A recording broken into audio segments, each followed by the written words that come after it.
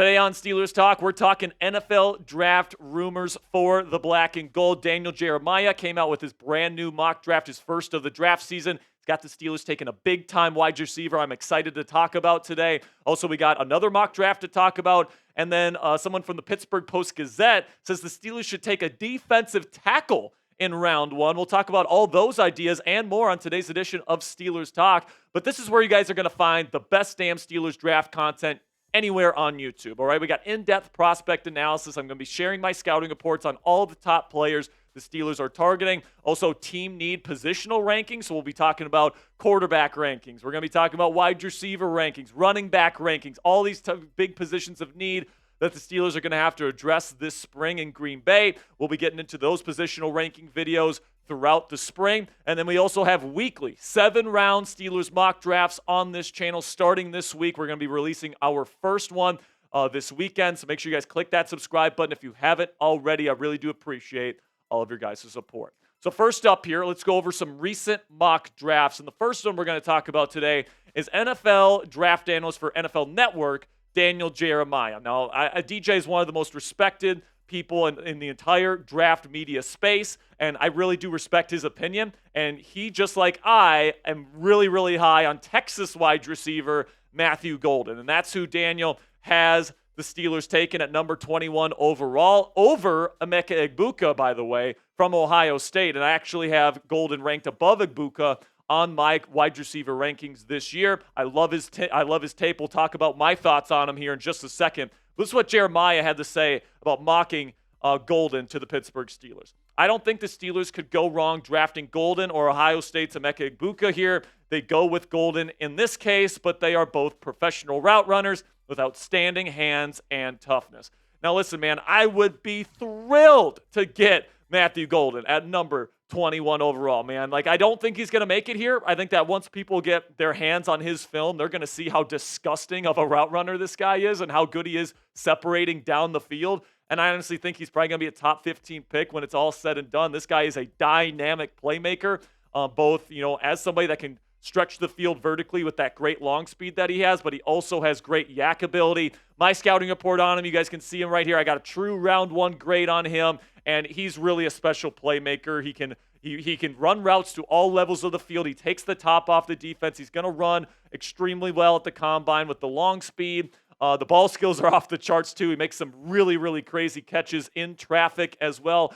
Catches it with his hands, doesn't rely on catching it with his body or anything like that. Route running is off the charts as well. Now, the cons, he's not the best run blocker because he's not the biggest guy in the world. He needs to fill out the frame a little bit. But if you got a guy this dynamic out in open space, I know that Arthur Smith really, really likes the run blocking element at the wide receiver position, so maybe he likes Emeka Egbuka a little bit better. But personally, guys, I think that Matthew Golden is an even more explosive playmaker. But like I said, guys, I think that Egbuka might be the better fit. I think that Arthur Smith might look at these two guys' film and say Egbuka's the better run blocker. He's more filled out, all these different things, and they're probably going to go with him. But when I look at Matthew Golden's film, man, this guy is a different kind of cat out there.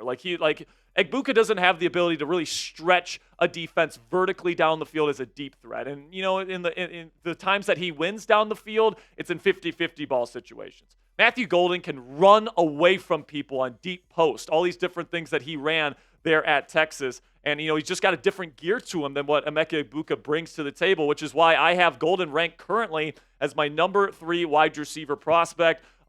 Something that might catch your eye on my wide receiver rankings right now is I have Travis Hunter number 4. I think he's a much better corner than he is a wide receiver. I still think he's got the vertical ability, which makes me like him a little bit more than Egbuka. I would be fine with Emeka here at number 21. I think he's a really good player and a great fit. But if you can get Luther Burden III or Matthew Golden here at number 21, that would be an absolutely game-changing, slam dunk home run to me, guys. So I would rather go with Golden over Egbuka, but let me know your thoughts down there in the comments section. Pick a wide receiver to pick in round 1. Type MG for Matthew Golden or EE for Emeka Egbuka. This is going to be the pinned comment on today's show. So in just a second here, I'm going to tell you about our sponsor today at PrizePicks. While I'm talking about PrizePicks, go down there in the comments section and let me know which receiver you would rather take.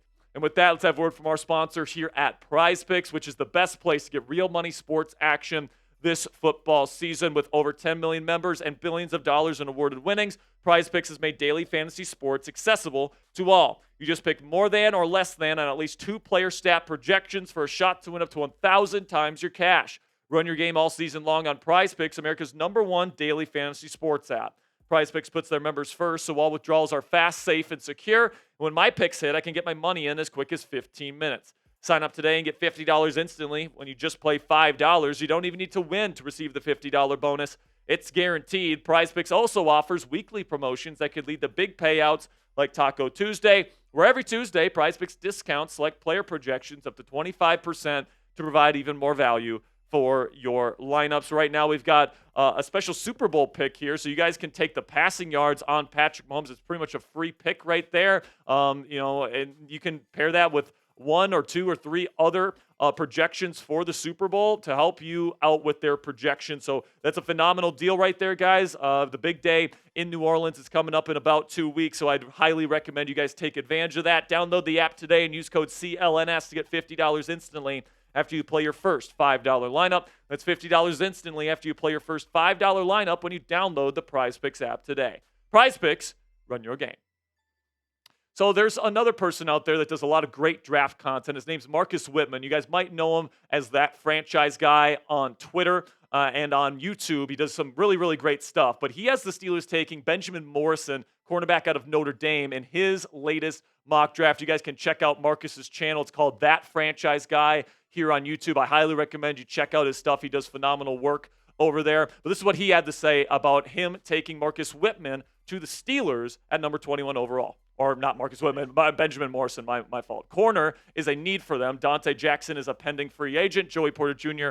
had a down year. Cam Sutton is a free agent with off-field drama. I'm leaning towards getting a guy like Benjamin Morrison, who's a very complete corner out of Notre Dame for the Steelers at 21. And listen, man, Benjamin Morrison, I'm a Notre Dame fan. I'm a big fan of this guy. Now, he's a little bit undersized, but he's a really good player that's ready to go right out of the box. He was a team captain there at Notre Dame. He is coming off an injury, didn't play much this year, but despite that, Notre Dame's defense really didn't miss a beat. But his man coverage ability is legit. The short area quickness is incredible, which allows him to really be sticky in man coverage. The Steelers play more man coverage than just about anybody in football, especially against the Ravens and the Bengals. When they play those two teams, the ball skills are off the charts. This guy's going to be able to get interceptions for you. The hit fluidity is great, so he's going to be able to stay with these vertical deep threats, and his football IQ is really, really good as well. Now, he doesn't have the ideal size or length that you look for. Usually the Steelers look for guys like Joey Porter Jr. that have that prototypical frame. But Dante Jackson certainly didn't have that prototypical frame, and the Steelers usually are okay with their number 2 corner not having those ideal size or length parameters. And the functional strength could get better. It's fine, but it's definitely not a pro to his game. I have a true round 1 grade on him. He's ready to go right out of the box. I think he's ready to be a number 2 corner in the league right away, with the ability to potentially be a number 1 guy down the road. But I think that the Steelers probably address corner in free agency. I think right now Joey Porter Jr. is still developing somewhat. He's still a relatively young corner. I think the Steelers want to get a veteran presence in there at CB2 to help his development along, instead of spending another high draft pick on a corner to opposite JPJ. Here's all the top free agency options for the Steelers at cornerback. And there's all these guys I would be fine with as the number 2 corner. Now, Mike Hilton's a slot guy. Would still love to add him. But, all the rest of these guys are outside guys, or at least have the capability to play on the outside. And all of them I'd be okay with bringing in for the right price. Of course, some guys to keep your eye on. DJ Reed for the right price I think would be an excellent fit. Carlton Davis out of Detroit is another guy that I really like to fit with. Jonathan Jones is a fun match right there for the Steelers defense. And even Stephon Gilmore, who's getting a bit older but had a really good season for the Vikings this past year, are the guys I would be keeping my eye on this spring. So make sure you guys click that thumbs up icon if you haven't already for more Steelers draft videos all throughout the spring. Really do appreciate all of your guys' support, and liking today's video really does help out the channel. So thank you guys so much for that support. Okay, now let's get into the final topic on today's show, which is that the Pittsburgh Post-Gazette's Ray Fittipaldo says that Pittsburgh should consider taking a defensive tackle in round 1 in the 2025 NFL Draft. Now, I've seen this idea be thrown out there by multiple people. I think Nick Farabaugh is another guy from Penn Live that has suggested the Steelers should go out and get a defensive tackle in round 1. And, I don't necessarily disagree with the idea that the Steelers need another piece on the defensive line. And, Pittsburgh, and then Fittipaldo's guy that he really wants the Steelers to target is Shamar Steward, the defensive tackle, kind of hybrid defensive lineman out of Texas A&M. This is what he had to say about why Stewart tickles his fancy. I just think the body type is exactly what the Steelers are looking for in a 5 technique. And we all know Cam Heyward is going to turn 36 here in a couple of months. He's been playing great, but eventually you're going to need his replacement.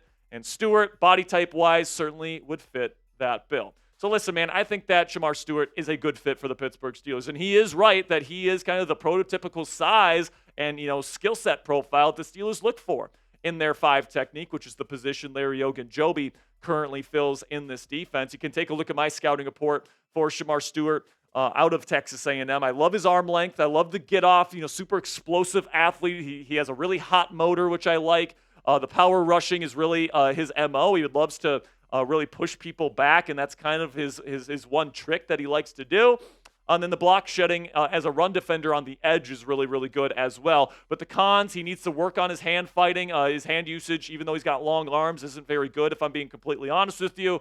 The anchor and run defense, he just doesn't really have the frame to be a true anchor in the middle of your defense. If you put a double team on him, you can move him off the spot quite easily. I do have a late round 1 grade on him, but I think he's probably more of a day 2 kind of guy, like early day 2. He's got some high potential if he can develop some pass rushing moves outside of the speed to power stuff, outside of the bull rush. I think that he could be quite good. He certainly has the physical profile to do it. But my issue with taking a guy like Shamar Stewart and number 21 overall is that the Steelers need offense help, all right? This defense obviously had their issues in the second half of the season down the stretch, but, defensive line talent is definitely not one of the issues that this team needs to address. Now, maybe they need to address it in some smaller ways, but it's not like you need an immediate day 1 starter that you got to spend a first-round draft pick on. I would much rather use this first-round draft pick on a guy like a wide receiver, like we talked about earlier, or a running back if you can get a special player like Ashton Janty. I think you want to get a difference maker on offense because that's the side of the ball you really want to make a big impact on. Plus, I'd like Keanu Benton to be this team's 5 technique moving forward and eventually move in to be Cam Heyward's replacement at the 3 technique spot. I think that Benton is a much better player when he's allowed to be a penetrating type of player in the interior as opposed to somebody in the nose who's taking on double teams, who's being asked to be more of a run stuffer. I think that is a big misuse of Keanu Benton's ability and athletic gifts, and I think that he could be a big-time impact player for this defense if the Steelers use him in the proper way. So I would actually rather take a big body nose tackle, whether that's signing somebody in free agency or whether that's using a day 2 or day 3 draft pick to get a big body in the middle of this defense so you can allow Cam Heyward and Keanu Benton to be the penetrator types and do what they do, getting after the quarterbacks and absolutely blowing up run plays up the middle. So which position would you take in round 1 if you were the Pittsburgh Steelers? Type WR for wide receiver, type CB for cornerback, type DL for defensive line, or type O for other. These are the positions we talked about today. I could certainly see some people say running back down there in the comment section, especially if it's for a guy like Ashton Janty. But let me know what you guys think down there in the comment section. Out of these options, I'm probably going with wide receiver.